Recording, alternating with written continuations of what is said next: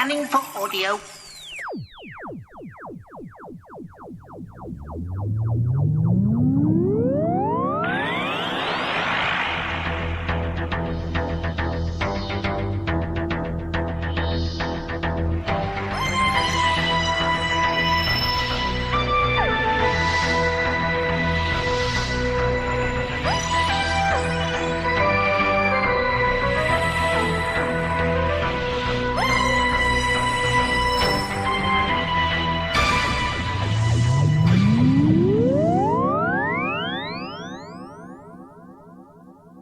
Welcome once again to another Tin Dog podcast.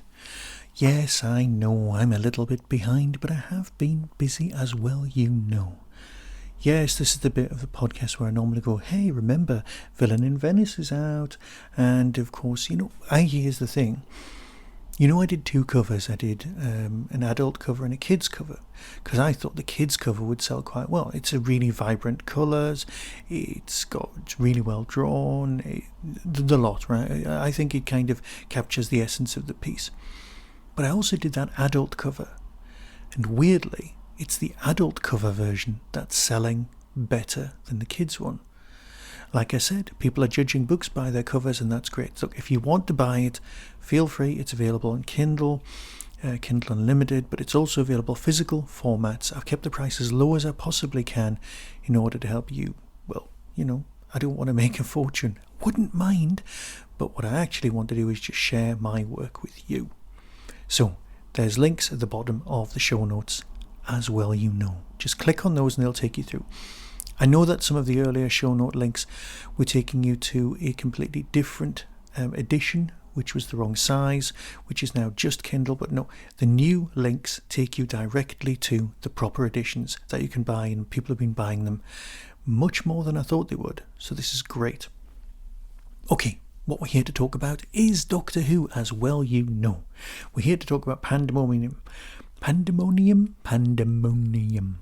which is Release 4.5, which is the 4th season of the 9th Doctor, and it's release number 5, which is the one with Chris Eggleston and Billie Piper playing the Doctor and Rose. Okay, this title is now sold out on CD, came out in April 2026, so saying that it's available for general sale beyond this date is silly and should be removed from the website because they're not going to print anymore. That's the point. If you are interested in the 9th Doctor and Rose adventures, you'll need to pre-order them. It comes down to that. You want the physical edition, you put the pre-order in now, you get the physical edition and the digital one. It goes on your shelf, it looks fantastic, you own it. It saves you in the future from having to visit eBay and setting up a little reminder going, oh, is this one available? Oh, I'm so sorry I didn't get it. Yeah. Do it now. It's not going to pay for your retirement when you get older, like I thought various items in my collection would do. Yes, you are looking at the man who has a signed Rolf Harris didgeridoo somewhere. Yes, I thought that would be worth some money one day, rather than being a cursed item. Yeah? But obviously I don't want to put that out into the world. I want to come back to this and discuss with you this nice release. Okay, so what we got? Let's do the synopsis. Yes, you did hear right. Maybe I'll edit that out. The past has broken through into the Powell Estate, and not even the Doctor knows what's happening.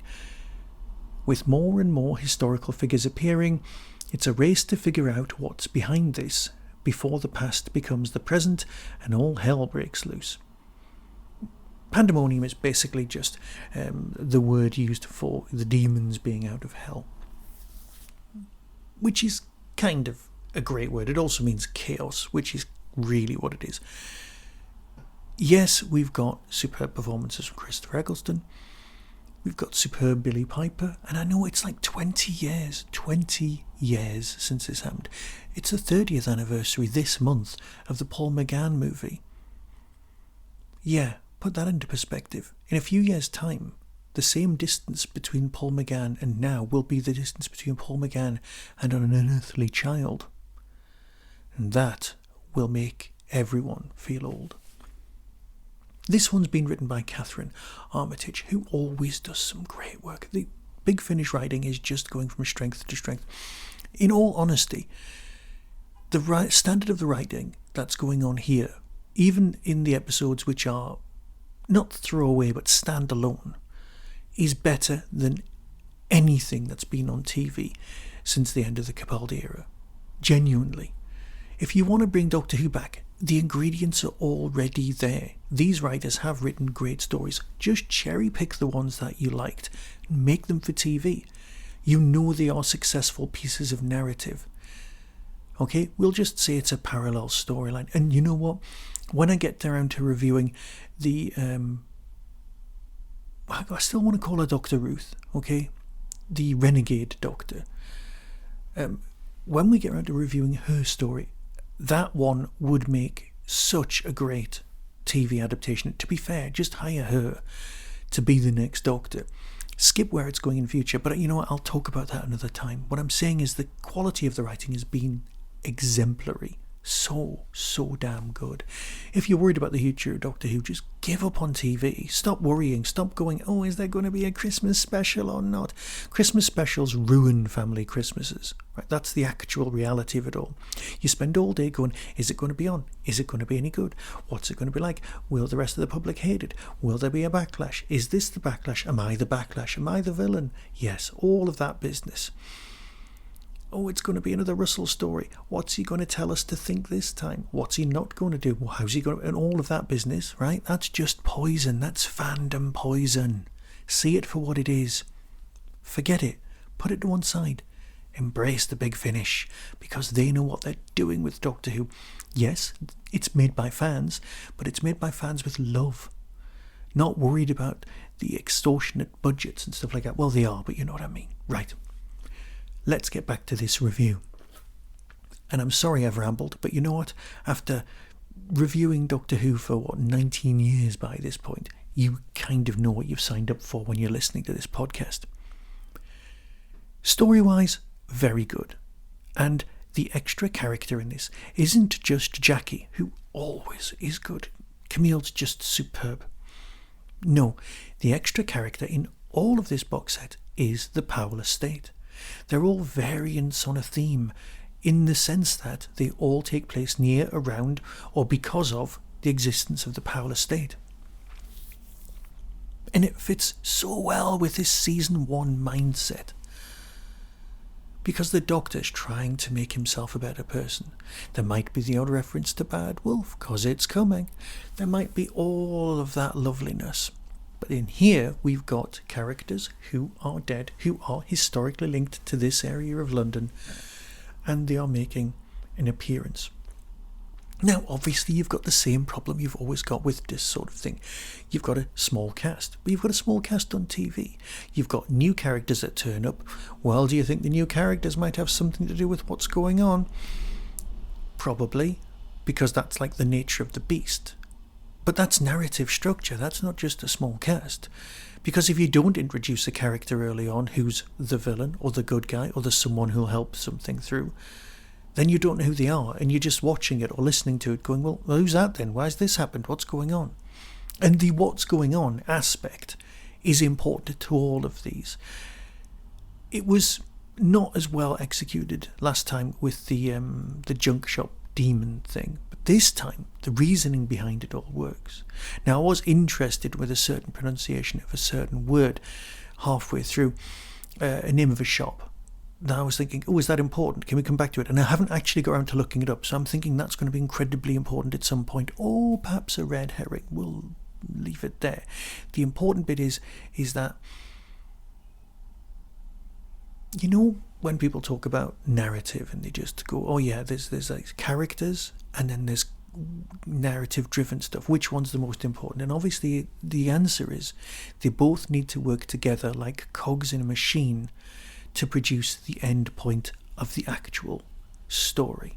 Okay, narrative and character must serve story. Narrative is not story, characters are not story, and that's what this is perfectly crafted. Because you've got the characters, but of course you've got the historical characters who are turning up, and they know too much about their own lives. So why and how? Are they ghosts? Are they autons? Are they 1,000 other things? And that's what's investigated here, but it's investigated here through character. And because somebody who's coming back from the dead, you know that Pete's going to be mentioned. It's post-Father's Day, so all of that shrapnel, all that emotional damage is present in the storyline and beautifully performed. It's not a throwaway story, not even by a long chalk. So yes, give it a go, listen to this, and here's the trailer and decide for yourself. So until next time, be seeing you. All of time and space, and she keeps landing in the worst place you could possibly imagine. A planet made of wasps, an endless maths exam. Ooh, Martian stag do. Your mother's. From Big Finish Productions, Doctor Who, The Ninth Doctor Adventures, Pandemonium. Here he is, the bringer of chaos. Nice to see you too.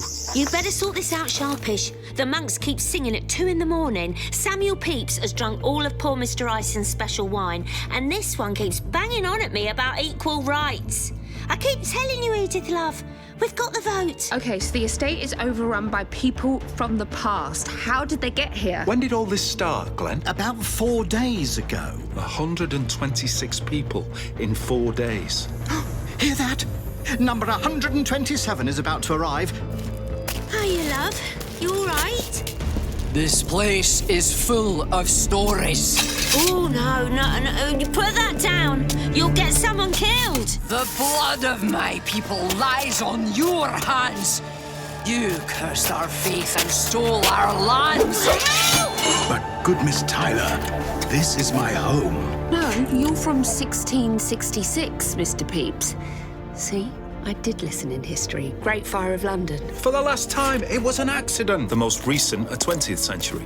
Edith is Edwardian, Violette is Second World War. But you know what this means, Rosie? 1965. Not long now, and we'll be into the 80s. And every historical figure who's appeared is in this book. Who's that handsome chap? Peter Allen Tyler. Rosie's dad. She loved to hear stories about him, so I thought he deserved a page. I wish you hadn't done that, Glenn. Big Finish, for the love of stories.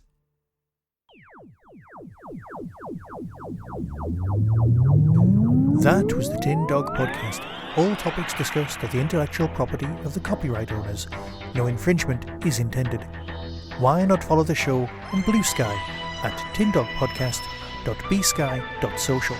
If you've enjoyed this podcast on YouTube, please click like and subscribe. To contact the show, email tin-dog@hotmail.co.uk. The Tin Dog Podcast is a founder member of the Doctor Who Podcast Alliance.